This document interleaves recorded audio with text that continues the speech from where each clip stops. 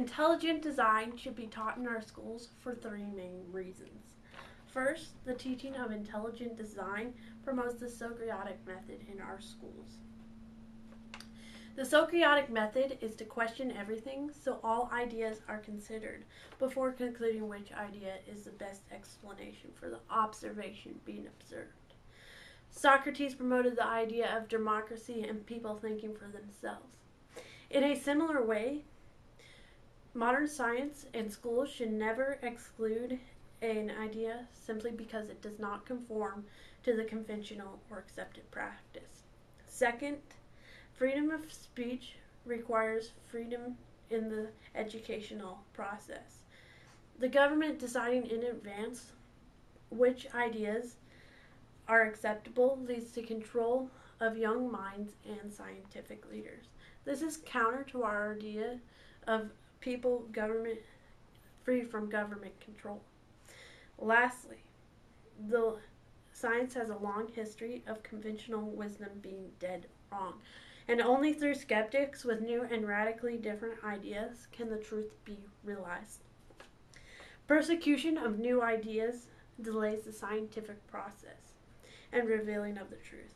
For example, in the early 19th century, the conventional wisdom was that disease was caused by a dirty environment, resulting in the spontaneous generation of germs. And only through careful observation of scientists like Louis Pasteur that proved spontaneous generation was a false theory. At the time he challenged this theory, he was ridiculed and persecuted by the scientific community. I could give you many other examples, but this one is particularly relevant because Darwin-based scientific theory of evolution of life ironically goes back and promotes the discredited theory of spontaneous generation.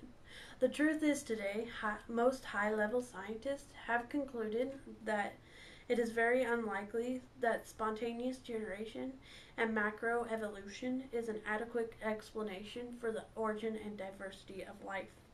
I only bring this up to show you that the issue is far from resolved in the scientific community.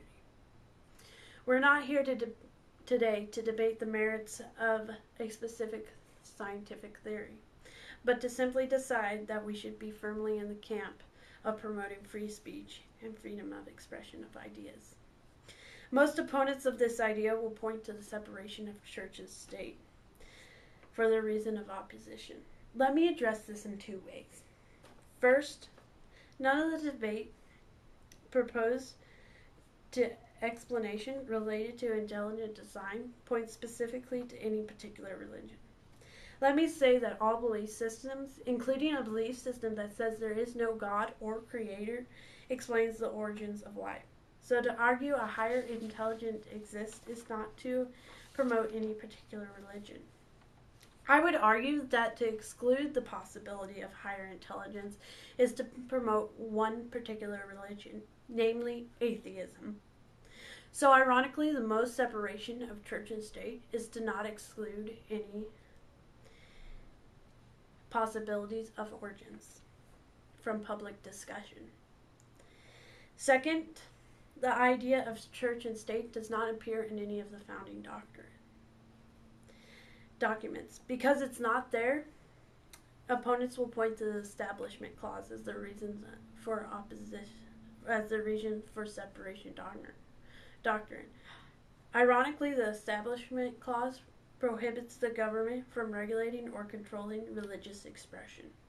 So having the government prohibit the discussion of intelligent design on the basis of religion is ironically a violation of the Establishment Clause. If you believe in free speech and freedom of expression, I urge you to stop looking at the shadows on the wall and consider this point of view.